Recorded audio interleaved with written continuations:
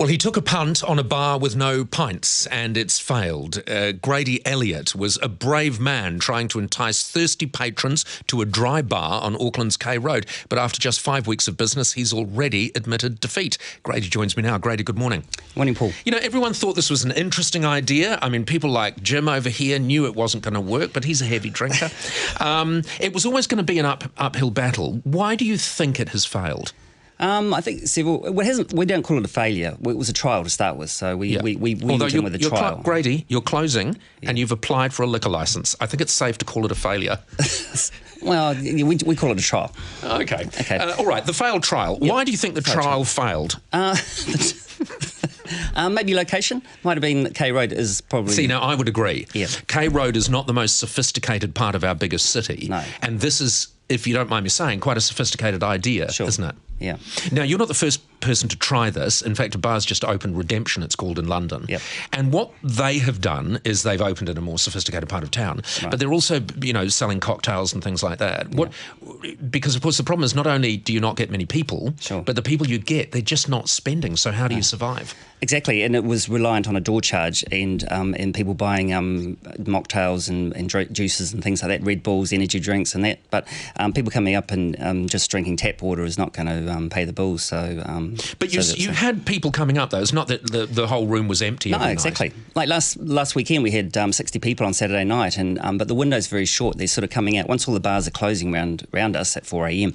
Then they're sort of flooding us then. So we had about 60, 70 people in, and they stayed till about 6:30 in the morning. So there's only a very short window, 2.5 hour window to make money. To make money, and you're selling water and a few mock cocktails. Exactly, and so Red you can only make Bulls so and much. energy drinks, and we had a range of non-alcoholic beers, and we had 7 beers from around the world. And so how does it go? So all of a sudden, people start arriving completely plastered, I assume. Yeah, they pay their $15 entrance, stagger in, and start to sober up. It's like a reverse bar, isn't it? Yeah, but they're the ones who wanted to carry the party on. So they've had a good time, they've had a good night, and they want to keep going. They don't want to go home at 4 o'clock, and that's what where our thinking was. And the police want to close everything now at 3 o'clock. So there's going to be an opportunity, and we might be ahead of our time. I think it might be a year or two ahead of our time. Well, because what you were trying to do is you were trying to set a trend. Yeah, and setting a trend is much more expensive than just jumping on the bandwagon of existing trends. Absolutely. Which is what you now intend to do by applying for a liquor licence. Exactly, yeah. You don't think it's worth pursuing this idea somewhere else? Maybe down the viaduct or in a smaller atmosphere down there. But I think another year or so, I think we're a little bit ahead of our time. So what was the response that you were getting from people who were, when they sobered up enough to talk to you? Yep. What was the response? What were they saying to you?